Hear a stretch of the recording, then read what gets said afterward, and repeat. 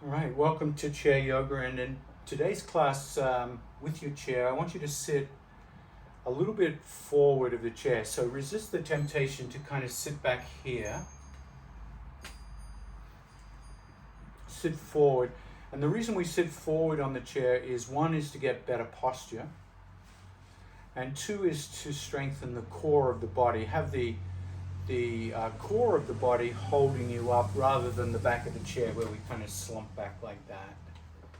All right.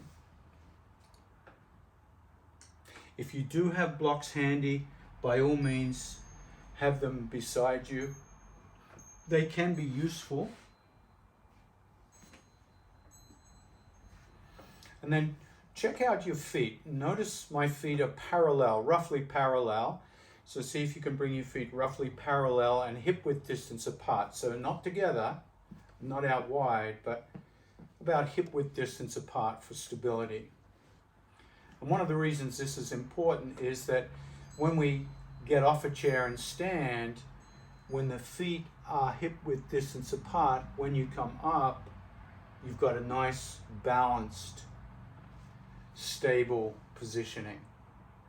And one of the things I like to recommend to people is they try not to get into the habit of using the upper body to lift you off a chair. Make sure your legs, knees, glutes get strong, and your core, let that lift you off the chair.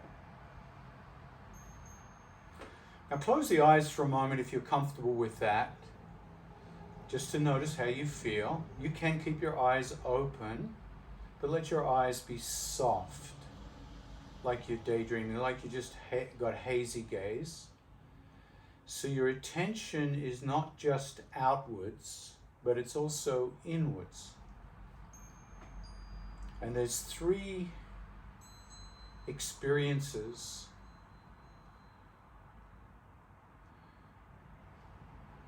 that help you focus inwards. The first one is to feel sensations. So notice as you're sitting on the chair, you can feel the chair under your sit bones. You might feel your feet on the floor. Some of you might even feel the texture of the air against your skin. So these are all ways that you can bring your attention inwards. The second one is to notice how you're breathing. And if you can, try to breathe in through your nose, if you can. Breathing in through the nose is very healthy for us. Now you can breathe out through the nose or mouth, but as you breathe in gently, slowly,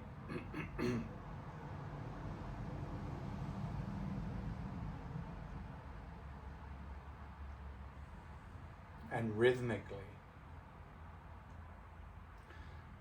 Now the third way to draw your attention inwards is to relax. So you relax your shoulders and face, relax your hands. You can even rest the hands palm face upwards on your thighs. And the reason we put the palms upwards is to get good posture.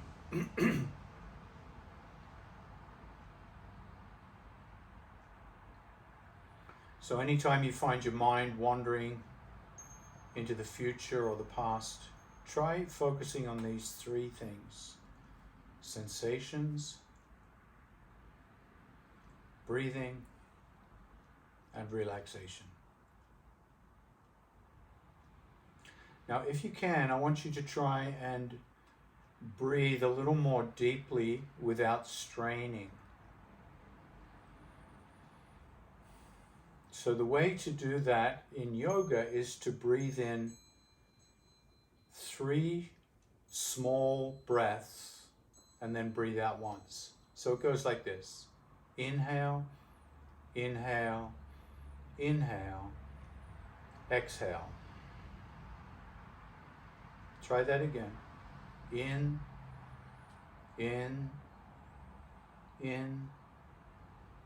out. And you'll notice that when you breathe this way, your breath starts to slow down. If it makes you dizzy at all, then just try 2 breaths in and 1 breath out.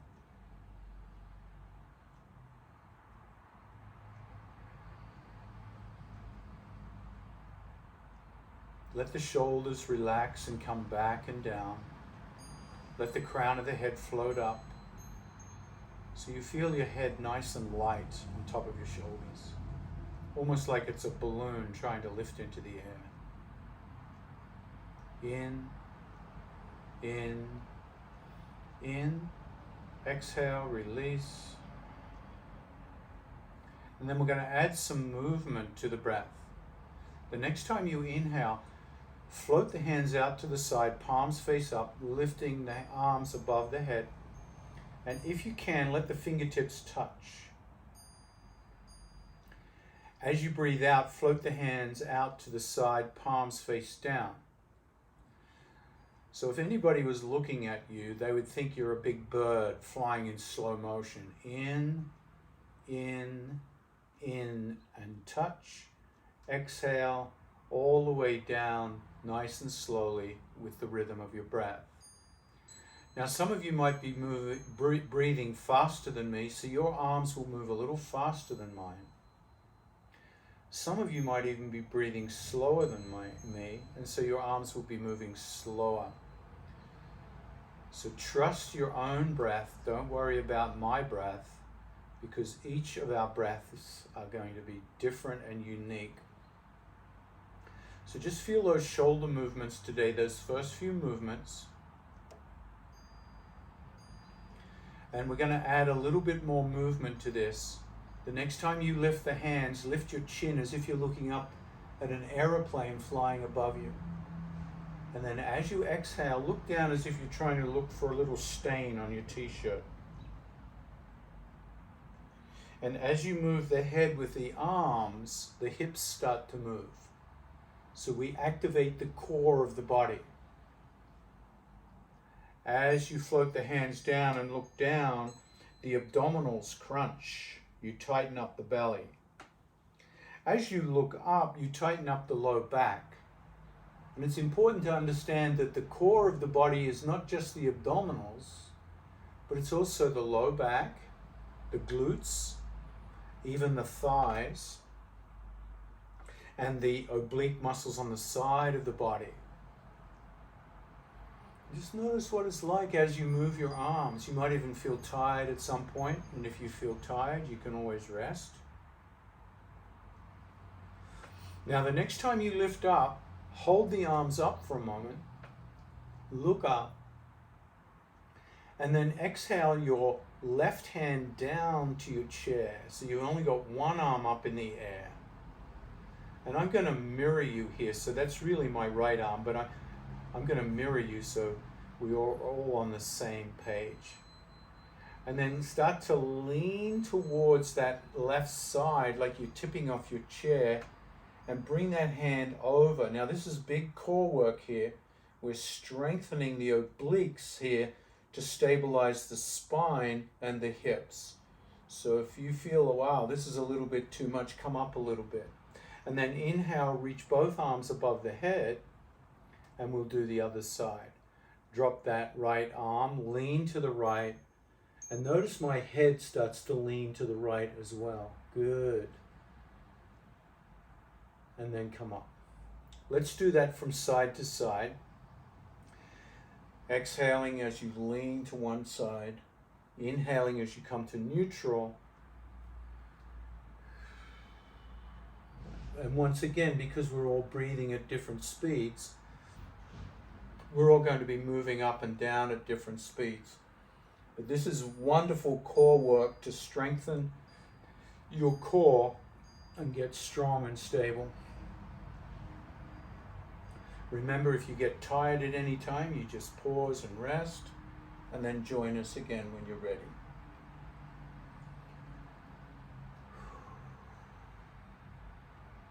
The next time you come up, pause, rest the hands on the thighs, palms up, shoulders back, and find your posture again. And then come back to your deep breathing. Inhale, inhale, inhale, exhale, release. So coming back to your breathing over and over again helps manage a lot of stress. So if you train and do your breathing work in a yoga class, it doesn't really do us much good unless we practice off the mat. So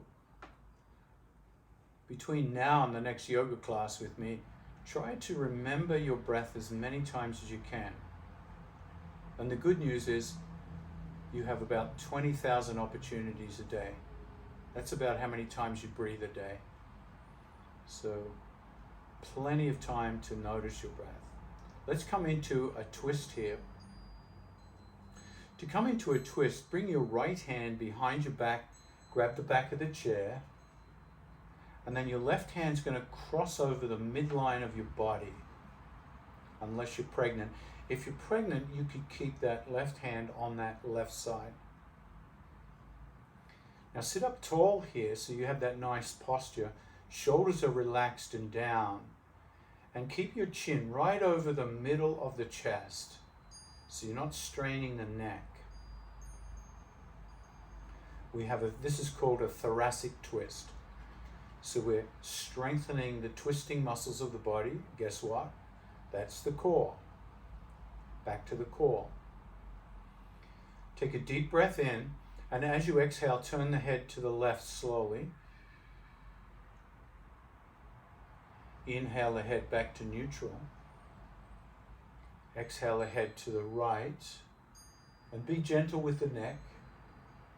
Inhale, neutral. Exhale, left. And now keep moving your head slowly from side to side. Never straining the neck.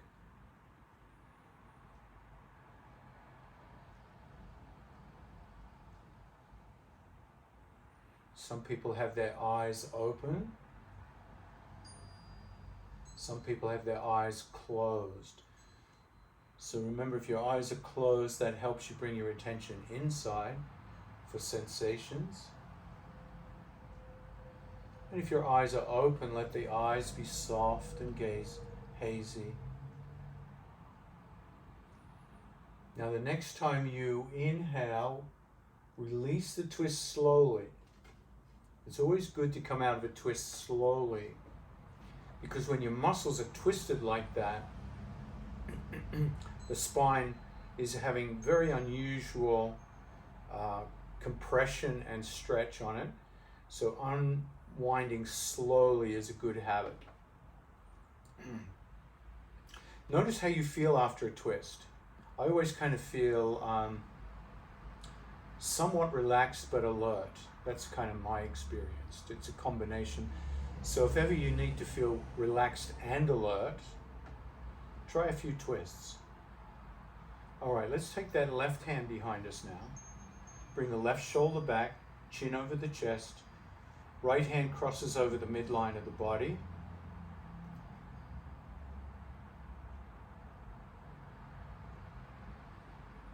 Exhale, gently turn the head to the right. Inhale, neutral. Exhale, left. Continue on here, slowly moving the head left and right with your breathing. And twists are really important activities to keep in your body.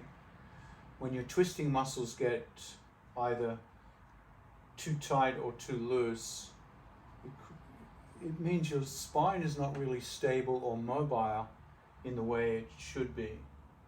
And we want to keep the spine in really good condition as best as we can.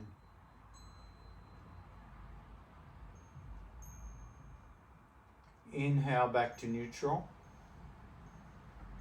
and release slowly.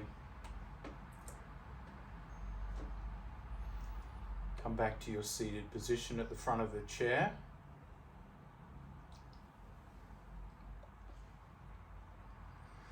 Now we're going to try a deep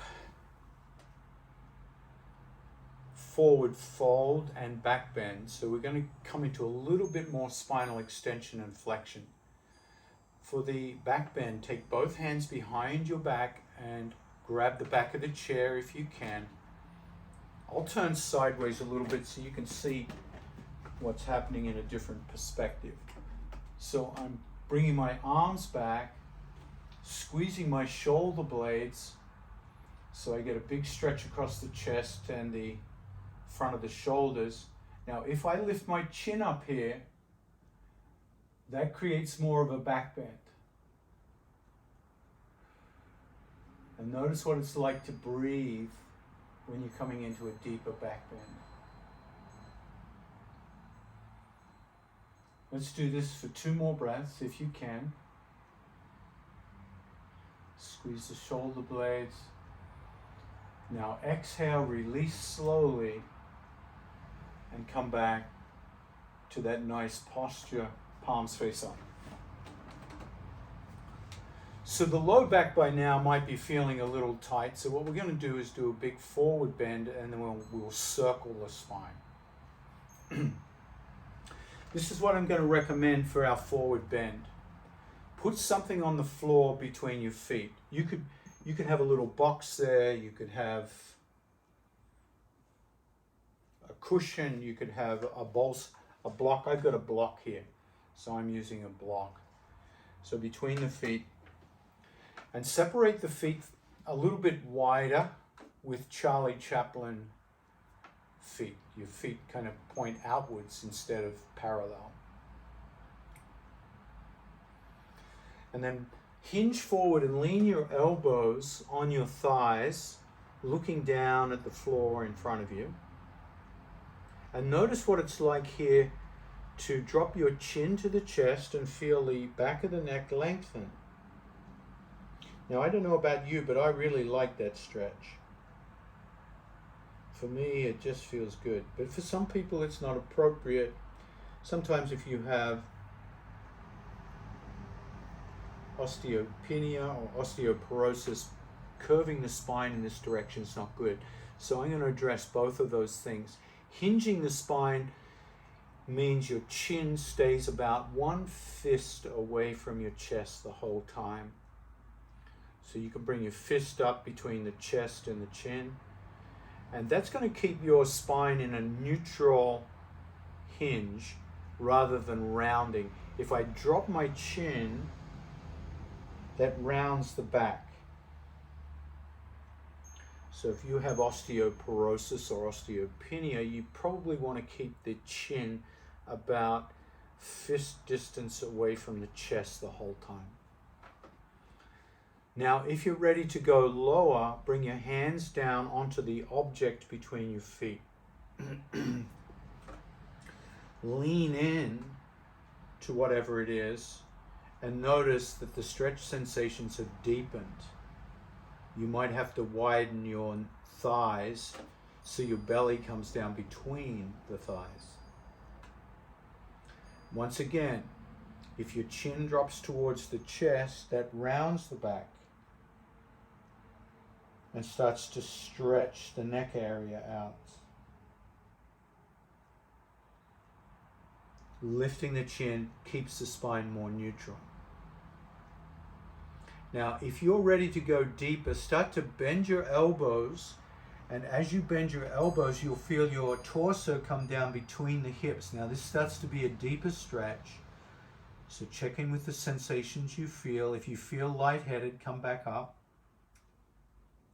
Once again, you can drop the chin to the chest for rounding,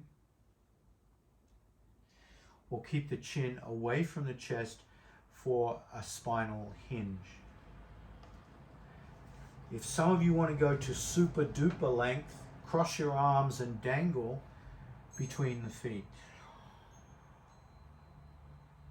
And that's going to give you a really big hip opening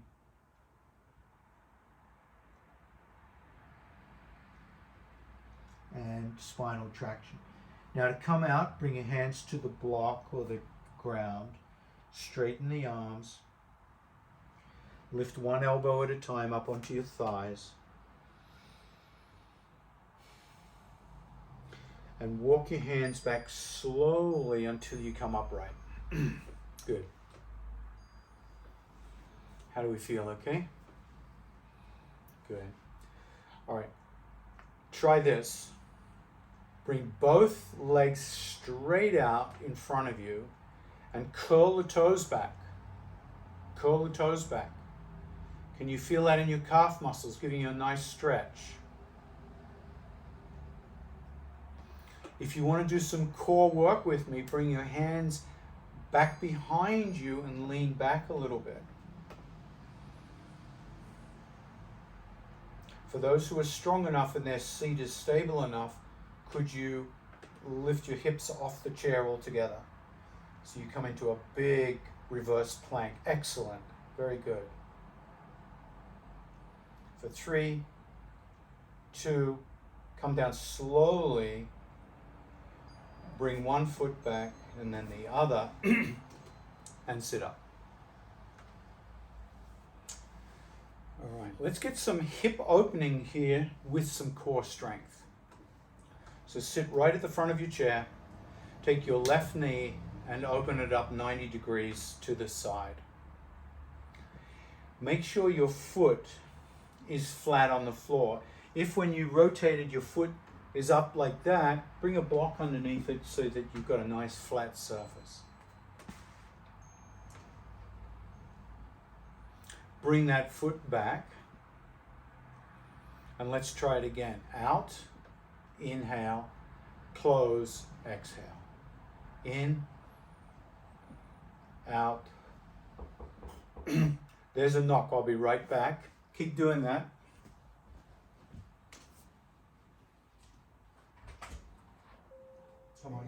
I figured out what was wrong with it. Okay. This whole section. Yesterday when we were changing out the wires and everything, the electrician ran another new wire through there and everything. And every time that he would connect a little new button, it would flicker and everything. I took my tester downstairs and we got 3 transformers, 1 transformer for each section. And the other 2 are like 17.5 voltage, and then this one here is like 9. Okay. So I put my ear up to it, and it's like buzzing, and it's like really hot. So that thing's on its way out. Okay. So Wendy called Gable, and Gable's gonna get the guy back here to change it because all those wires are connected to a box. Now for a safe engine. Okay. Sure thing. I'll just take this. Yep, you got it. And you're all set with that. So when he changes that transformer, whatever he does, Great. this is brand new. Thanks, Jay. Appreciate it. You're welcome. All right, I'm just teaching the class, but I'll be right Oh, back. I'm sorry. You're all right. Okay, those are your screwdrivers. Look at you lot, so diligent, keeping going. I like that. Thank you. Let's do the other side. Open up that right and back.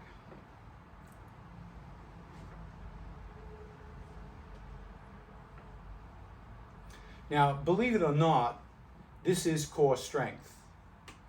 And what's important is each time you abduct the hip, you're going to be strengthening the abductor. When you adduct, when you bring it back in, you're strengthening the adductor. These 2 muscles are really important to help stabilize the knee for your walking, right? Now, let's go back to the original leg, but let's make it a little harder. Take your left hand and bring it against that left thigh. And as you try to open the left thigh, push your arm against it. Make it harder to open. So now you're increasing the strength factor. And then as you close it, resist the closing as well. So now you're working your core, you're working your leg muscles, and you're working your arm and chest muscles all at the same time. Now you can make it really hard for yourself. The harder you push that hand against the leg, the harder it has to work to open. You feel me? Good. Let's do 3 more. 2 more. 1 more. And you should feel that. You should be breathing a little heavier and you should feel that little pump in the arms and the legs and the core. Other side, same, resistance. Press, make it hard to open, hard to close.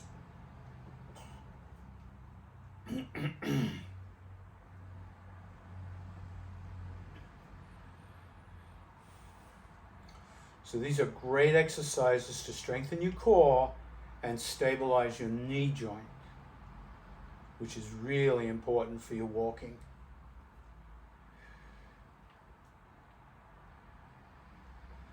All right, let's come back to center and let's go in for a deeper stretch here on the adductors. So open the left knee out just like you did, 90 degrees. Now look what I'm doing with that right leg. I'm heel toeing it outwards and to the right of my mat until the leg is nice and straight. And you should be able to feel a nice big stretch on the internal thigh there. Now the other factor here, if you can manage it, is to try and push down on the pinky toe side of that extended leg. So you look at the toe. If it's up in the air, try to try to push the pinky toe down, and if you can't, bring it forward a little bit until you can. Bring your right shoulder back a little bit. So that means you're still facing the front of your chair, even though the legs are out either side of the chair. Float your right hand behind you, palm down to the ground. Turn the head, and then float the left hand out into your warrior two. Beautiful. Okay, those who want to do a little more tough core work here. Drop the back hand, lift the front hand. Reverse warrior. Come back to warrior two. Lean forward, drop that left elbow onto your thigh, right arm comes up and over, side angle warrior. Now you can do that a few more times on your own if you like. Warrior two, reverse warrior. Can you feel how your core is working for this? Lean forward, side angle. So this is great core strength. Warrior two, let's do one more round. Reverse warrior, warrior two, side angle. Come back warrior two and drop the hands to the chair. Relax the hips for a moment and slowly bring the legs back in. Now you should have felt that as a big hip opener. Big hip opener. While we opened the hips, what did we work? The core. And this is all going to be really good stabilization for your walking and your posture. Ready for the other side? All right. Right out. Make sure that knee is perpendicular to the ankle, that foot is flat, and then heel toe the left leg out behind you. So here we've got warrior two opening. Bring the left shoulder back more so you feel twisted more towards the front of you. That's it. And then float that left hand behind you. Turn the head, right hand. Now just holding this is already creating a lot of isometric tension to stabilize the spine and the hips. So this is great work for stabilizing your core. Let's float now. Reverse warrior. Drop the back hand. Front hand comes back. Come back warrior two. Lean forward. Drop the elbow. The back hand comes up and over. So you can see each time we crunch one direction, come back warrior two. When we crunch one side, the other side stretches.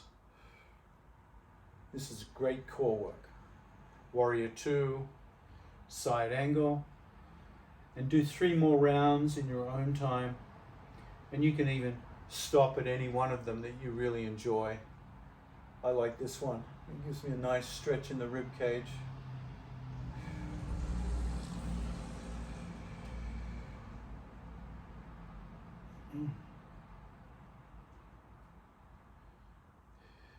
Now when you've done your 3 reps, you can pause and come out nice and slowly back to center.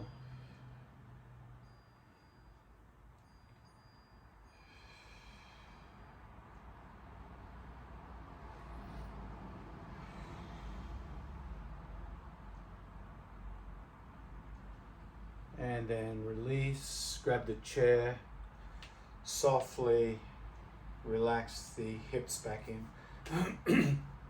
So that's a big stretch for the hips. Big stretch for the hips. So you've got to think that your core needs to be both stable and supple. It needs to have both the muscles in prime condition. One of the harder muscles to stretch is this kind of glute area and piriformis area here. So we'll give it a shot.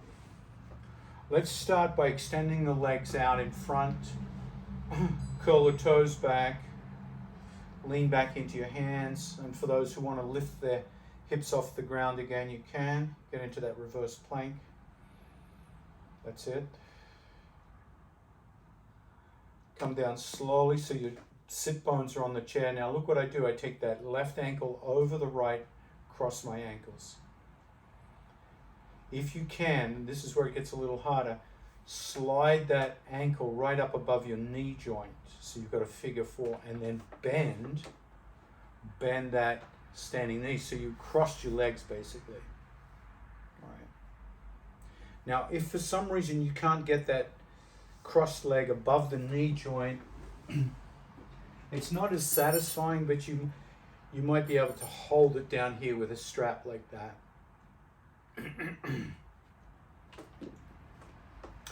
So the question is, how do we get the stretch in this area? Well, some of you might already be feeling it, firstly. The second way is you grab your foot and you grab your knee with your hands and you hinge forward like this. The further you hinge forward, the more you feel a stretch. You feel that? And then you come back up. So we're hinging forward. Exhale, come forward, stretch. Inhale, come up. Keep going, get those nice stretches in that glute area.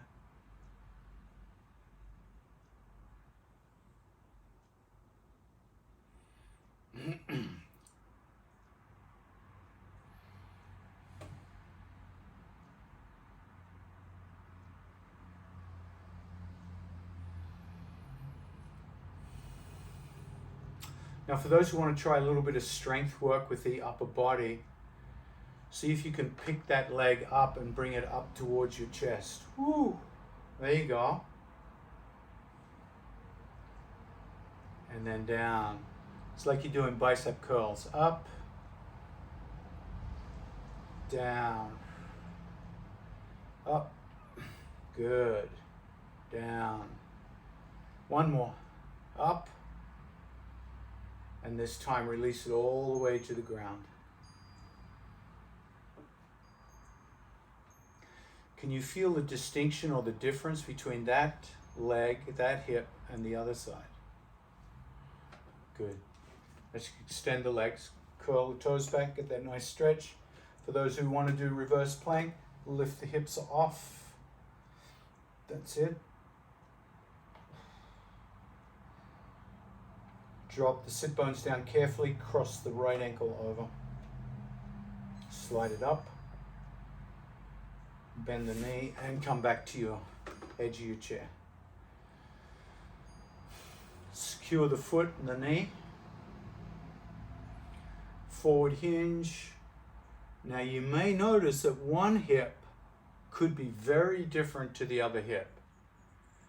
One hip might be totally different. And that's very common. It's very common.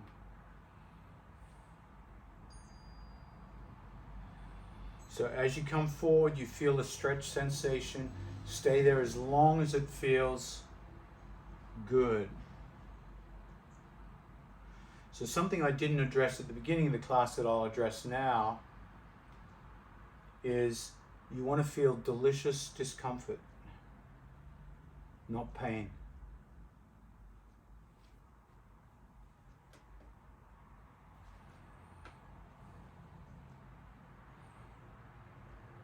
Catherine's got a nice variation there I'd like to introduce to everybody. She's bringing her hands behind the back, and then as she comes down, lifting the arms up. That's a really nice variation. I like that.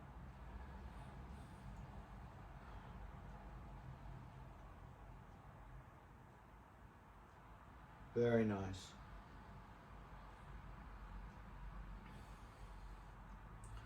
And then you can come into bicep curls if you like. The next time you come up, you're picking up that leg towards the chest.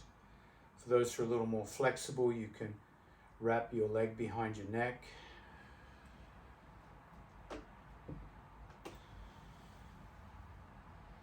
This is also very good for your core. Pick up, lift up, hold that up with your arm strength.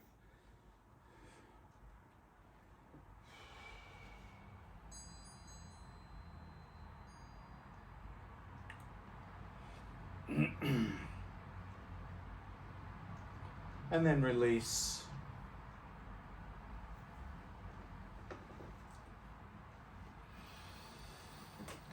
Can you feel that in your core? That's good workout in the core here. Good.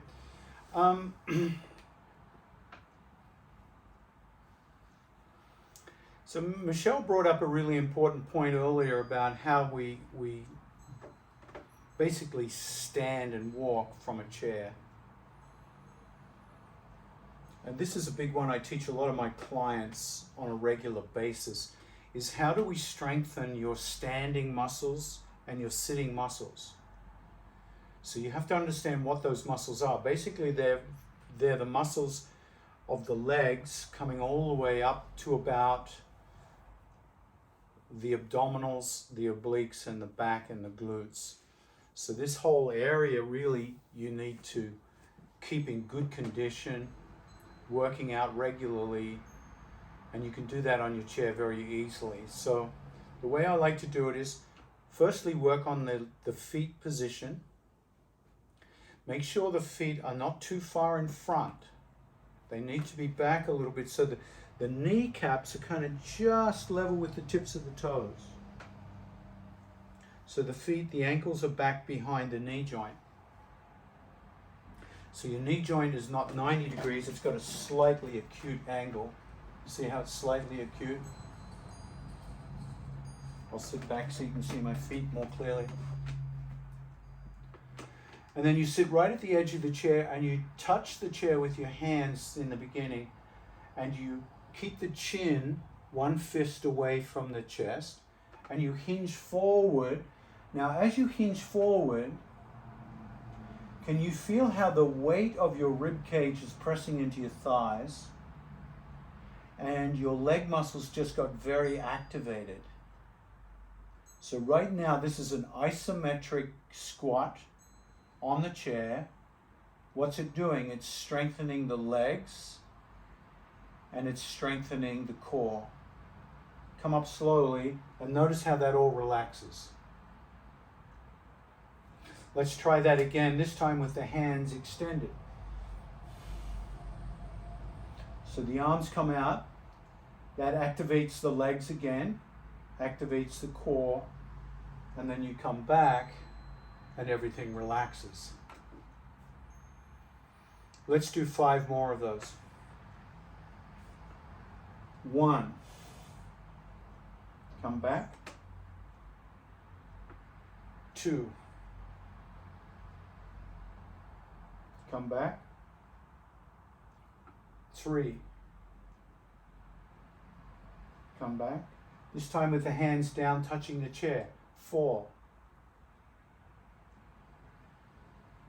And 5.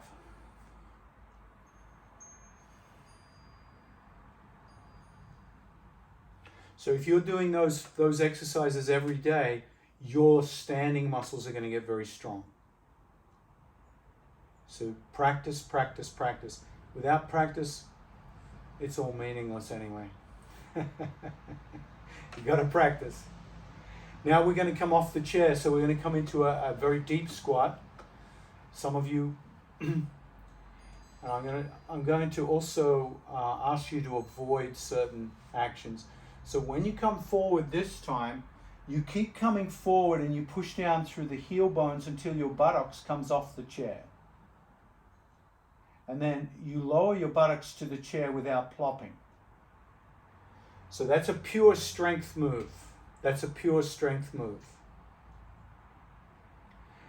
What I'd like you to avoid for now, even if you can't do it properly, what I'd like you to avoid now is flinging yourself.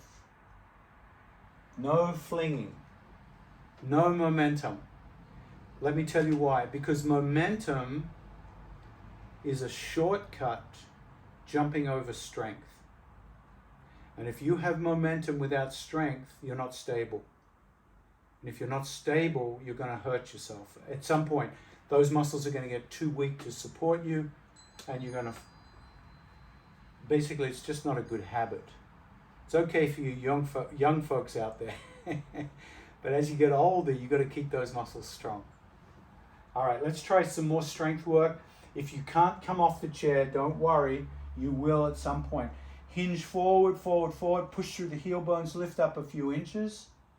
Come down without plopping. 1. Forward, exhale. Push and lift. Come down slowly, no plopping. 2. We've got 3 more. 3. For those who want to do the last 2 with arms extended, bring the arms up overhead, come into chair pose, come down without plopping. 4. And 5.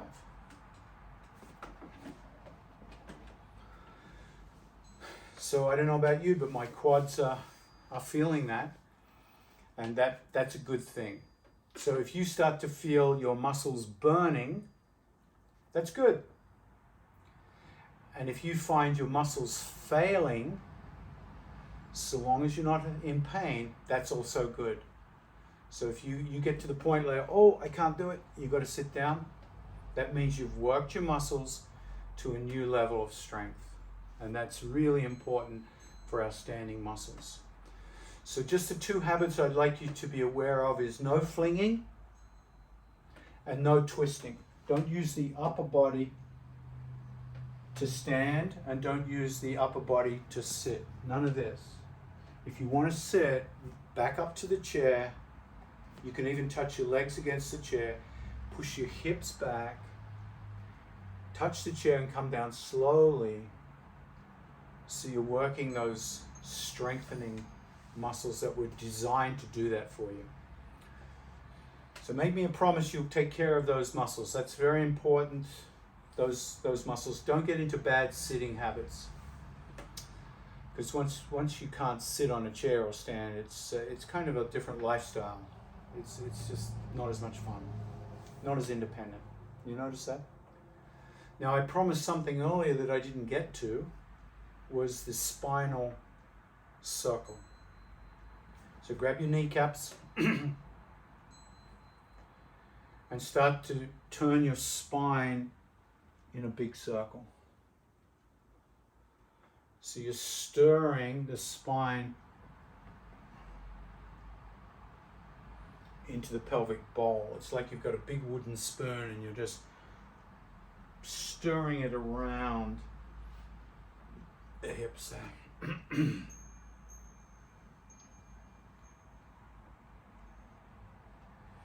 The next time you come up, let's stir the other direction.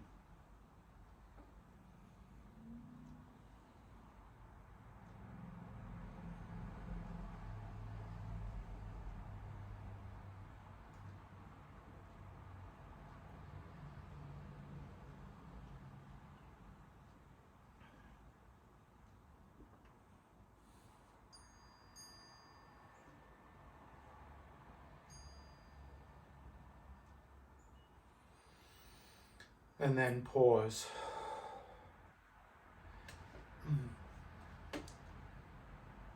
So we're going to do a little bit of breath work to finish.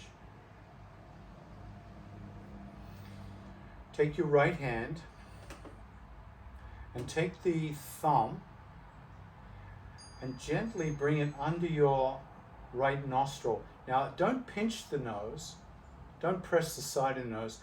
Just gently take the tip of the thumb underneath the right nostril so your left nostril is breathing in and out. Just your left nostril.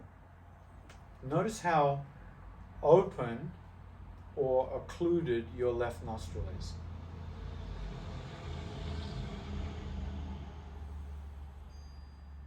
Nice soft touch. Never hurt the nostril. Always be very gentle with the nose. The nose is such an important part of the body for our breathing. Now the next time you breathe in through the left nostril, hold the breath and then take the tip of your ring finger and cover the left nostril, and then start breathing in and out of the right nostril. So sometimes you have to close your eyes because there's so many little bits and pieces to this. Notice how your right nostril feels. Did one nostril feel more open than the other?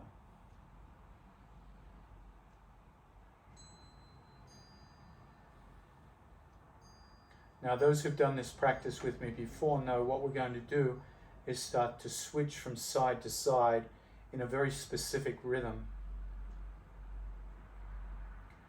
The next time you breathe in through the right nostril, hold the breath, switch back to the thumb, cover that right nostril, exhale left.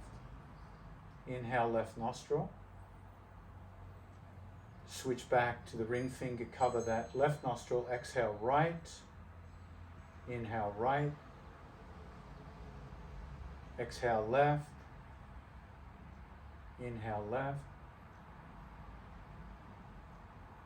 And keep switching from nostril to nostril.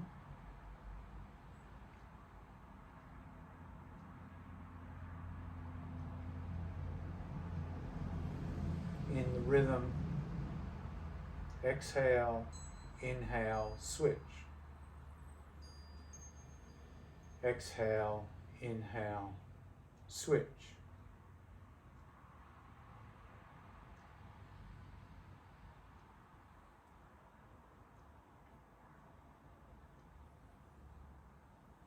And know that every time you breathe in through the right nostril, it stimulates the left side of the brain.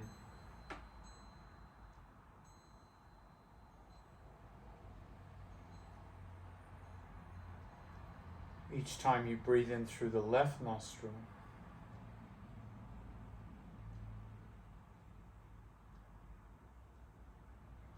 it stimulates the right side of the brain.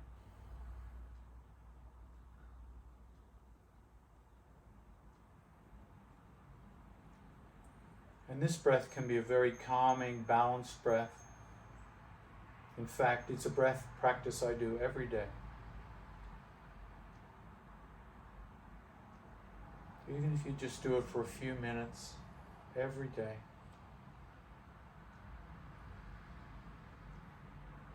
Over time, you'll see that it makes a difference. It makes you feel a little more steady.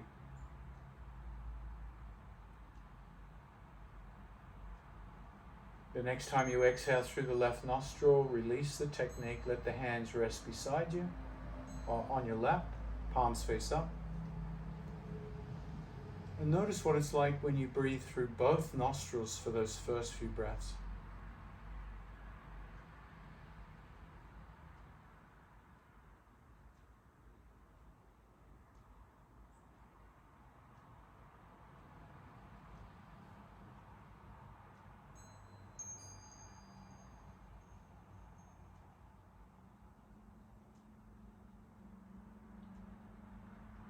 As you bring your hands together at the chest, let the head bow in gratitude for each other's company today. And I'm finishing a little earlier today, so if you have any questions, we can have a little chat at the end. Namaste. Thank you so much for joining me.